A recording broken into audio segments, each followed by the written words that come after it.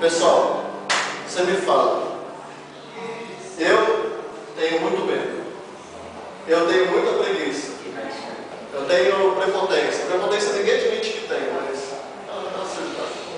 E eu não vivi essas fases da maneira certa. O que eu posso fazer na minha vida? Minha vida está estagnada, minha vida está parada. Geralmente, quando uma pessoa tem esse problema da vida estagnada, ela vai na primeira solução que aparece. Primeira solução que aparecer, ela vai. Geralmente essas soluções são outras religiões que não a que ela viveu durante a vida inteira. Entendeu? Aí ela vai. Lá na outra religião, ela vai se sentir, como o pessoal fala, ela vai se sentir bem. Entendeu? A religião vai ajudar ela a ser satisfeita em alguns pontos. E ela vai se sentir bem. Esse se sentir bem é uma ilusão. Geralmente quando você fala assim, eu vou em tal religião, sair de lá me sentindo bem, é uma grande ilusão. Sabe por quê? Sabe por quê? Porque aqui dentro não mudou. Entendeu? Você mudou toda a sua agenda. Você mudou todos os seus manias, seus compromissos, mas o coração não mudou. Entendeu? Mesmo que você fale na frente do espelho todo dia, eu sou feliz, Deus me deu a felicidade, aqui não mudou. Então, para sair desse vício, da infelicidade, você tem que trabalhar aqui primeiro. Entendeu? Primeiro você tem que trabalhar aqui. Você tem que trabalhar o medo. Por que você não consegue as coisas? Medo de errar? Preguiça? Vamos fazer o seguinte. O que você quer hoje em dia? Não precisa me falar. Pensa. Hoje em dia, o que você mais quer? O que você mais quer hoje em dia? Hoje? Uma coisa. Não é para falar a lista inteira. Uma coisa. O que você mais quer? Isso que você mais quer. Quantas vezes você tenta por dia alcançar essa coisa? Vamos pegar a resposta do Bruno. Não precisa falar o que você pensou. Mas quantas vezes por dia você tenta alcançar isso? Então, mas o que eu quero não é uma coisa que se realiza em um dia. Essa é a resposta que eu queria. Às vezes o que a gente quer não é do dia para a noite porque é difícil. Né? É passar de ano. Bruno, se a gente fosse colocar numa estatística, a chance de você conseguir o que você quer seria o quê? Poderíamos dizer que é de 1 em 50? Menos? Eu acho que é. Menos, tá. Então a chance de você... Não, menos A chance de você é conseguir. maior. É maior? Então podemos dizer que é 1 em 20. Maior ainda. Maior de 50? 1 em 10. 1 em 10.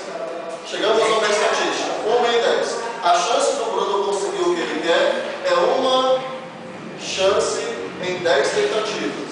Certo? 10. Se o Bruno trabalhar 10 meses para conseguir o que ele quer, ele consegue? Ele consegue? Consegue. Não é verdade? Se é uma chance em 10, isso significa que se você tentar 10 vezes, uma das 10 vezes vai dar certo. Não é verdade? Independente do que seja, se ele se esforçar por 10 vezes, ele consegue. Isso eu não preciso nem entrar no campo da religião. Vou entrar depois no campo da religião também. Mas não preciso nem entrar em estatística, matemática. Pode ser que você tenha pensado, poxa, do Bruno é 1 em 10, mas a minha é 1 em 300. Nossa, a minha é 1 em 300. Mas, se você tentar 300 vezes é pouco ou é muito? É muito. Mas é porque você mais quer na sua vida. Entendeu? O que você quer na sua vida? É pouco ou é muito? Você quer pouco ou quer muito na sua vida? O necessário. Não, estamos falando de urgência.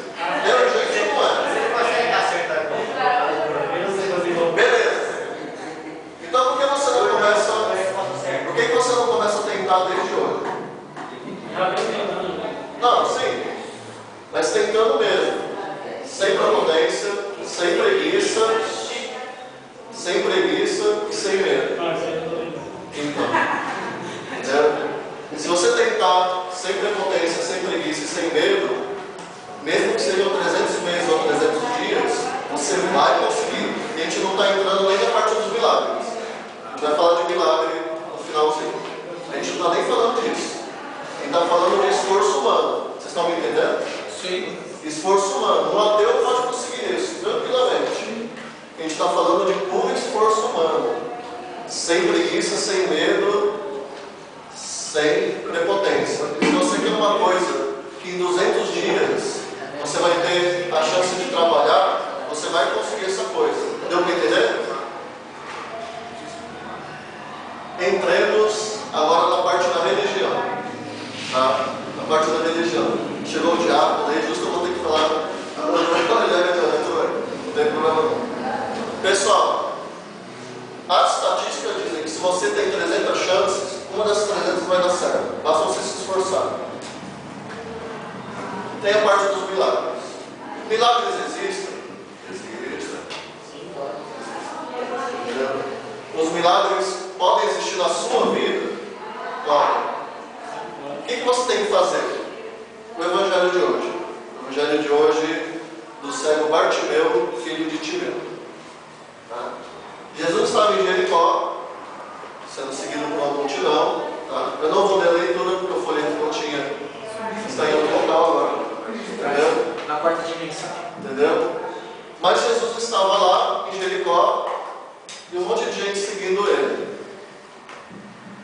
De repente, um cego percebeu que Jesus passava. O que o cego pensou na cabeça dele? Esse Senhor que está passando, esse Jesus, pode me curar. Entendeu? O que o cego falou? Jesus, filho de Davi, tem piedade de mim. Qual foi a atitude do cego? O cego procurou Jesus. Ele não esperou Jesus falar assim, ah, coitado, ele é cego. Deixa eu curar ele. Não, o cego foi atrás. Entendeu? A multidão xingou o cego. Na leitura é dito que a multidão falou: você está incomodando Jesus aí, fica na sua, meu. Você está aí, Jesus está passando, quem que é você para falar com Jesus, né? O cego desistiu? Não. O que o cego falou? Jesus, filho de Davi, tem piedade de mim. Um minuto. O cego conseguiu chamar a atenção de Jesus. Jesus falou: quem é esse que me chama? Traz ele para cá. Né? Melhor dizendo, um dos apóstolos falou para Jesus que tinha um cego chamando ele. Né? E Jesus falou: não, traz ele para cá. Qual foi a atitude do cego? Exatamente. Exatamente. O cego estava com um manto. E esse manto é um simbolismo poderoso. Esse manto significa a vida do cego até aquele momento. A primeira coisa que ele fez para seguir Jesus, o que fala claramente na Bíblia? Jogou fora o manto. Ele jogou fora aquele manto. Ou seja, ele desistiu de tudo que era a vida dele até aquele momento. A gente vai para a conclusão dessa parte depois do intervalo. E vocês vão entender por que isso é necessário. Voltando